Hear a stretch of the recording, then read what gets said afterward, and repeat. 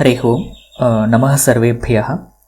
अद्य व्याकरणशास्त्रप्रवेशकक्षायाः 10मं दिनं. We'll just quickly see the Molapatha of the sutrams that we studied just now. इदानीं ऊकालो अज्रस्वदीर्घप्लुतः तत्र उश्च ऊश्च ऊश्च वः तत्र वः इति ऊ इत्यस्य प्रथमा बहुवचनमिति ज्ञातम्. तत्र ऊः वौ वः इति रूपाणि. तत्र उश्च ऊश्च ऊश्च वः इति भवति. पुनः वां कालः इव कालः यस्य सः अच्. तत्र वां षष्टि बहुवचनरूपं वाम् ऊ इत्यस्य षष्टि बहुवचनं रूपम्. अतः वां कालः इव कालः यस्य सः अच् क्रमात् ह्रस्वदीर्घप्लुतसंज्ञः स्यात्. क्रमात् इत्युक्ते वां कालः इव इत्युक्ते उ इत्यस्य उच्चारणे यः कालः अपेक्षते तादृशः कालः यस्य अच्वर्णस्य भवति सः अच्वर्णः ह्रस्वः. पुनः दीर्घ इत्यस्य उ इत्यस्य उच्चारणकालः यः भवति तद्वत् तादृश उच्चारणकालः यस्य अचः भवति सः अच् दीर्घः.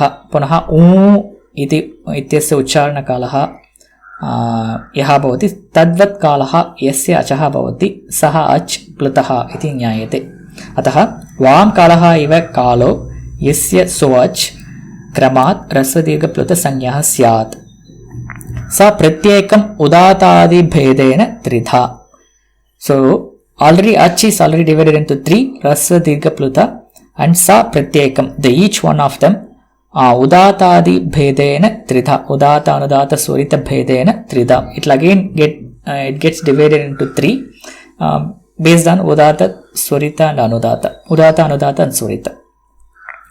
Again उच्चैरुदातः. अत्र लघुसिद्धान्तकौमुद्यां तत्र विवरणं नास्ति, तत्र व्याख्या नास्ति. अतः सिद्धान्तकौमुदीतः अहम् अत्र व्याख्यां स्वीकृतवान्. अत्र ताल्वादीषु सभागेषु स्थानेषु ऊर्ध्वभागे निष्पन्नो अज् उदात्तसंज्ञः स्यात्. अत्र ताल्वादिषु अत्र तालु कण्ठ मूर्धा एवं मुखे स्थानानि सम्भवन्ति. तेषु स्थानेषु ऊर्ध्वभागेषु ऊर्ध्वभागे निष्पन्नः अच् उदात्तसंज्ञः भवति इति अत्र सरल अर्थः एव. अत्र उदाहरणम् आये इति ऋग्वेदीयमन्त्रं तत्र मन्त्रः तत्र उच्यते. आये इति कश्चन मन्त्रः. पुनः नीचैरनुदातः इत्यत्र सिद्धान्तकौमुद्याम् उक्तं स्पष्टम्.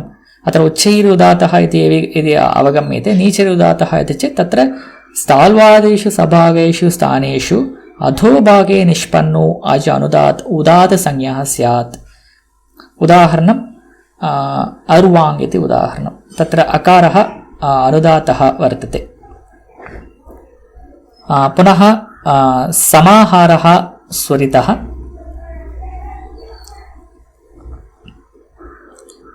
तत्र समाहारः स्वरितः इत्यत्र विवरणं न दत्तं लघुसिद्धान्तकौमुद्यां.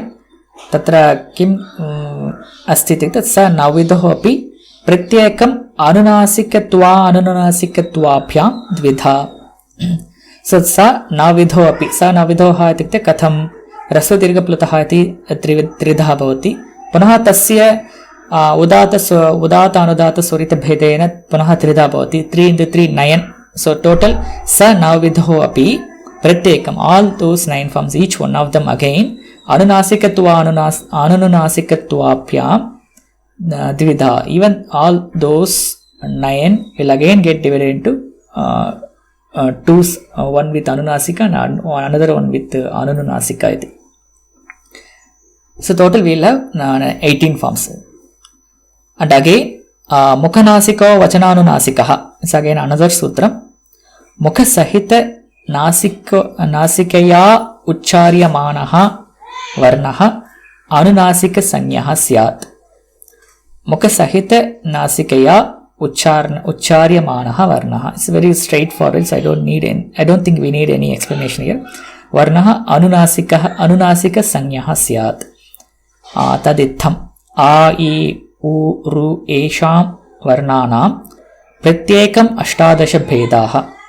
So for a, e, u, r, these 4 letters, each one of them will have 18 kinds. And similarly, l varnasya 12 yatah tasya dirgha bhavat.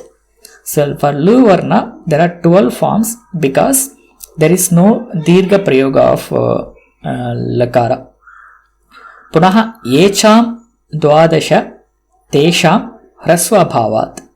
अत्र एच् वर्णानाम् एच् इति प्रत्याहारः ए ऐ ओ औ चत्वारः वर्णाः तत्र गृह्यन्ते.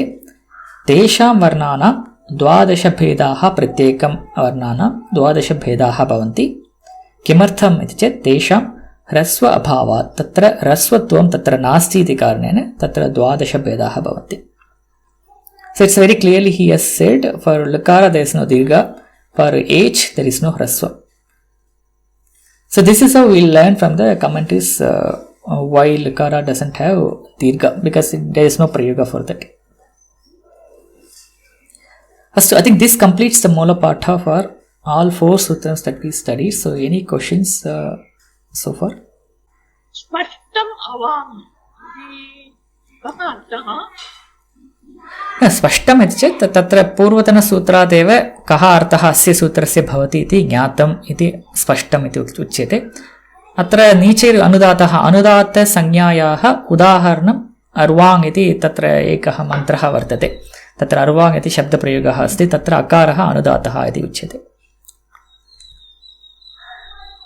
अवाङ् इति शब्दः उदाहरणमस्ति. आम्, उदाहरणम्. आम् महोदय, हरि ओम्. यस्, तत्र ताल्वादिषु सभागेषु स्थाने अधभागे वयं सब्स्टिट्यूशन् कर्तुं शक्यते वा?